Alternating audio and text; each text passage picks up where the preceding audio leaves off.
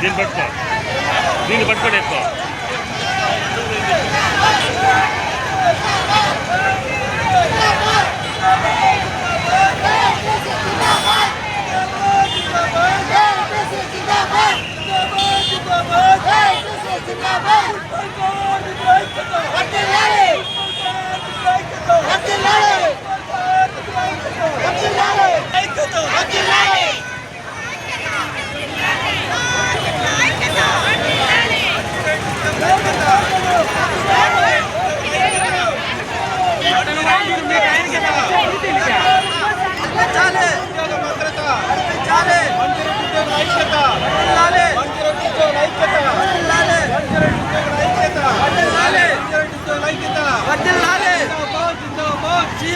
जिंदाबाद जिंदाबाद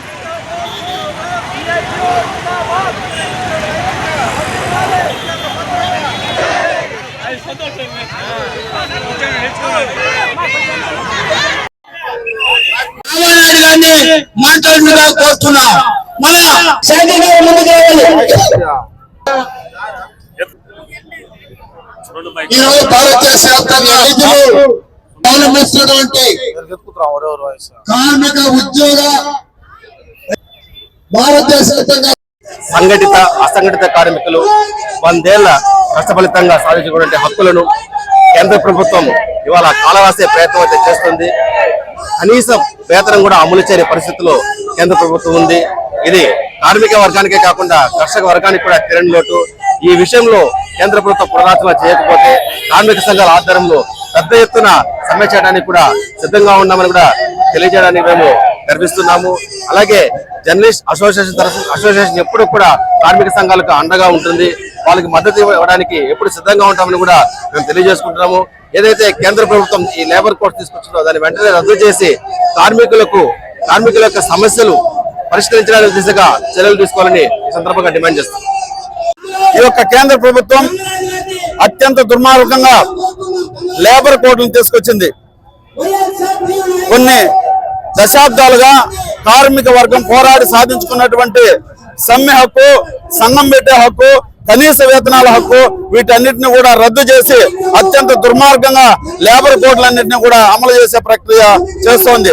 అంబేద్కర్ రాజ్యాంగంలోనే స్పష్టంగా చెప్పారు, కార్మికులకు ఎలాంటి హక్కులు ఉండాలా, 8 గంటల పని విధానం, కనీస వేతనం ఇలాంటి ఉపయోగకరమైనటువంటి హక్కులన్నింటినీ కూడా అంబేద్కర్ రాజ్యాంగంలో రచించి కార్మికుల హక్కుగా రాజ్యాంగంలో పొందుపరిస్తే కేంద్రంలో ఉన్నటువంటి ఈ యొక్క ఎన్డీఏ ప్రభుత్వం ఈ యొక్క కార్మికుల యొక్క హక్కుల్ని అత్యంత కిరాతకంగా దుర్మార్గంగా రద్దు చేసి లేబర్ కోడ్ల పేరుతో ఈ యొక్క కార్మికుల యొక్క గొంతు కొట్టేటువంటి ప్రయత్నం చేస్తుంది.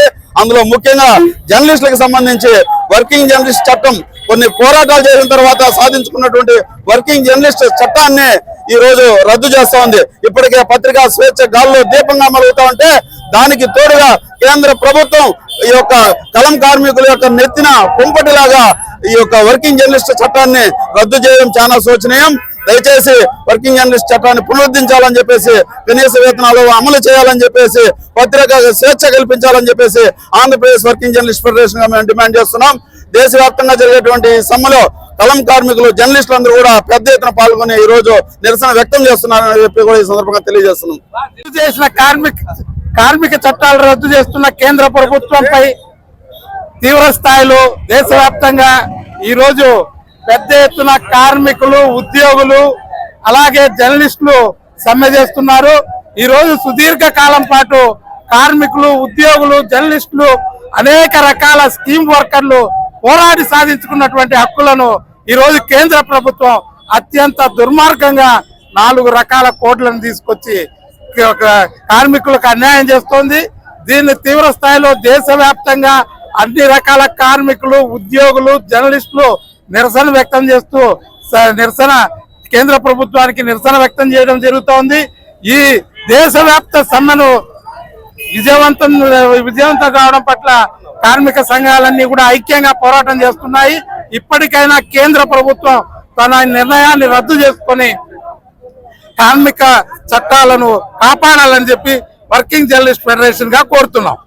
సంస్థలో పనిచేస్తున్నటువంటి అంగన్వాడీ, ఆశ, మధ్యాహ్న భోజనం లేదా బ్యాంక్ కార్ఖానాల్లో పనిచేస్తున్నటువంటి ఎంప్లాయీస్ అందరినీ అవుట్ సోర్సింగ్ గా కాంట్రాక్ట్ కింద పెట్టున్నారు. వారికి కనీస వేతనాలు ఇవ్వలేదు. సుప్రీంకోర్టు పక్క చెప్పింది 26,000 రూపాయలు జీతాలు ఇవ్వాలా, ఉద్యోగ పద్ధతి కల్పించమని చెప్పి ఇవన్నీ చేయకుండా 44 చట్టాలు రద్దు చేసి 4 కోట్లుగా ప్రయత్నిస్తున్నటువంటి ఈ ప్రభుత్వ విధానానికి వ్యతిరేకంగా ఈ రోజు భారతదేశ వ్యాప్తంగా సమ్మెకు పిలిపించడం జరిగింది. అలాగే రైతాంగ వ్యతిరేక చట్టాలు, నల్ల చట్టాలు కూడా తయారు చేశారు. నల్ల చట్టాలను 4 కోట్లను రద్దు చేయమని చెప్పి ఈ రోజు భారతదేశ వ్యాప్తంగా లక్షలాది మంది ఈరోజు ప్రజల్లో వీధులకు వస్తున్నారు. ఈ యొక్క హెచ్చరిక చేసిన నరేంద్ర మోడీ కళ్ళు తెరవాలా, 4 కోట్లు రద్దు చేసి 44 చట్టాలని యథావిధిగా కొనసాగించాలని చెప్పి, ఉద్యోగ భద్రత కల్పించమని చెప్పి, ప్రభుత్వ ఉద్యోగస్తులు పర్మనెంట్ చేయమని చెప్పి మేము ఈ రోజు ప్రభుత్వాన్ని డిమాండ్ చేస్తూ ఈ సమ్మెలో పాల్గొంటున్నాం. ఈ సమ్మెకి అందరూ కూడా మద్దతు తెలియజేయమని చెప్పి వామపక్ష పార్టీల ప్రజా సంఘాల ఐక్యత వేదిక తరఫున విజ్ఞప్తి చేస్తా ఉన్నాం. గతంలో మన స్వాతంత్రం వచ్చినప్పటి నుంచి ఏ ప్రభుత్వాలు శాసనం చేయని విధంగా ఈ మోడీ ప్రభుత్వం ప్రస్తుతం 29 కార్మిక చట్టాలు ఉంటే వాటిని రద్దు చేసి ఈ రోజు 4 లేబర్ కోడ్స్ తీసుకొచ్చారు. ఈ లేబర్ కోడ్స్ ఈ దేశంలో ఉన్న మొత్తం కార్మిక వర్గానికి ఉద్యోగులు చాలా ప్రమాదకరం. ఒక కార్మిక వర్గానికి ఉద్యోగులకే కాకుండా ఈ రోజు వర్కింగ్ జనరల్స్ కూడా చాలా ప్రమాదకరమైన చట్టాలు తీసుకొచ్చారు. వీటిని వ్యతిరేకంగా జరుగుతున్న ఈ రోజు దేశవ్యాప్త సమ్మెలో మొత్తం ఇప్పటికే 40 కోట్ల మంది కార్మిక వర్గం వీధుల్లో కదం తొక్కారు. అందువల్ల రేపు భవిష్యత్తులో ఈ మోడీకి కబడ్డారని చెప్పి ఈ సమ్మె హెచ్చరిక చేస్తా ఉంది. అందులో వామపక్షాలుగా, అదేవిధంగా కార్మిక సంఘాలుగా, ఉద్యోగ సంఘాలుగా ఈ మోడీ ప్రభుత్వం ఇప్పటికైనా ఈ కనీస వేతనాలు సుప్రీంకోర్టు ఏదైతే చెప్పిందో ఆ సుప్రీంకోర్టు కనీస వేతనాలు అమలు చేయకపోతే రేపు భవిష్యత్తులో ఈ పోరాటాన్ని ఉధృతం చేస్తాం. కార్మిక లేబర్ కోడ్స్ రద్దు చేయాలి, పాత ఉపాధి హామీ పథకాన్ని కొనసాగించాలని చెప్పి, లేని పక్షంలో ఈ ప్రభుత్వాన్ని దిగిపోయేంత వరకు కార్మిక వర్గం కథ వీధులకు వస్తారని చెప్పి హెచ్చరిక చేస్తూ వాడా గంగరాజు, సిపిఎం జిల్లా కార్యదర్శి. ఆ చట్టాలు అమలైతే కార్మికులు భద్రత కోల్పోతారు, కార్మిక వేతన విధానాలు కోల్పోతారు.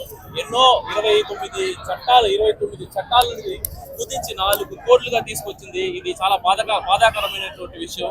ఇది అమలైతే మన కార్మిక భద్రతకి ఇది లేకుండా పోతుంది. కాబట్టి మేమందరూ ఐక్యతగా పోరాడి ఈ 4 కోట్లని రద్దు చేయాలని కోరుకుంటున్నాం. ఈ రోజు దేశవ్యాప్తంగా అంగన్వాడీ వర్కర్లు కూడా ఈ సమ్మెలో పాల్గొంటున్నారు. ఇది కేంద్ర ప్రభుత్వ స్కీము. నరేంద్ర మోదీ ప్రభుత్వం వచ్చి 15 సంవత్సరాలు అవుతోంది. అంగన్వాడీ వర్కర్లకు కనీస వేతనం ఇవ్వలేదు, గౌరవ వేతనంతోనే పని చేయించుకుంటున్నారు. ఈ రోజు సుప్రీంకోర్టు తీర్పు ఇచ్చింది కనీస వేతనం 26,000 ఇవ్వాలని. మమ్మల్ని ఈ రోజు అంగన్వాడీ వర్కర్లంతా దేశవ్యాప్తంగా కూడా ఫుల్ టైం వర్కర్లుగా పనిచేస్తున్నారు. కనీస వేతనం 26,000 ఇవ్వాలనేసి డిమాండ్ చేస్తున్నాం. కేంద్ర ప్రభుత్వ ఉద్యోగులుగా గుర్తించాలని డిమాండ్ చేస్తున్నాం. అదే విధంగా ఇన్సూరెన్స్, హెల్త్ ఇన్సూరెన్స్ సౌకర్యాలు కల్పించాలనేసి కేంద్ర ప్రభుత్వాన్ని డిమాండ్ చేస్తున్నాం. అదే విధంగా రాష్ట్ర ప్రభుత్వం కూడా ఈ రోజు అనేక యాప్లు పెట్టి ఈ రోజు అంగన్వాడీ వర్కర్ల దగ్గర ఫుల్ టైం వర్క్ చేసుకుంటోంది. ఈ రోజు కుటుంబం జరగాలంటే 11,500 ఎంత మాత్రం సరిపోతుంది అనేది ప్రభుత్వం గుర్తించాలా. వెంటనే ఈ బడ్జెట్ సమావేశాలు అంగన్వాడీ వర్కర్లకి కనీస జీతాలు అమలు చేయాలా, కనీస వేతనం 26,000 ఇవ్వాలా, లేదా పక్క రాష్ట్రాల్లో ఇస్తున్నట్టు వేతనాన్ని వెంటనే ప్రకటించాలా. 42 రోజు సమ్మెలో ఆ రోజు వాగ్దానం చేసింది ఈ రోజు కూటమి ప్రభుత్వం, మీకు వచ్చిన వెంటనే మీ సమస్యలను పరిష్కారం చేసి జీతాలు పెంచుతామని. ఆ మాటే మేము అడుగుతున్నాము. వచ్చి 2.5 సంవత్సరం అవుతోంది, మీరు ఇంతవరకు ఏం ఇది చేయలేదు. మినీ వర్కర్లు మెయిన్ వర్కర్లుగా చేశారు, అందుకు మేము ధన్యవాదాలు తెలుపుతున్నాము. అదే విధంగా ఈ బడ్జెట్ సమావేశాలు వెంటనే మమ్మల్ని ప్రభుత్వ ఉద్యోగులుగా గుర్తించాలా, సంక్షేమ పథకాలు వర్తింపజేయాలా, కనీస వేతనం 26,000 ఇవ్వాలనేసి డిమాండ్ చేస్తున్నాం. నేను చిత్తూరు జిల్లా వైఎస్ఆర్సీపీ ట్రేడ్ యూనియన్ అధ్యక్షులైన చాన్ బాషా. నేను మా రాష్ట్ర అధ్యక్షులైన జగన్మోహన్ రెడ్డి గారి పిలుపు మేరకు, మా రాష్ట్ర అధ్యక్షులైన టీసీ అధ్యక్షులైన గౌతమ్ రెడ్డి గారి ఆజ్ఞ మేరకు ఈ రోజు జరుగుతున్న భారతదేశంలో జరుగుతున్న ట్రేడ్ యూనియన్ల తరపున మేము ఇక్కడ పాల్గొనడం జరిగినది. ఈ కార్మికుల పోరాటంలో మేము కూడా సిద్ధంగా ఉన్నామని మా వైఎస్ఆర్సీపీ తరపున తెలుపుతున్నాము. నమస్తే.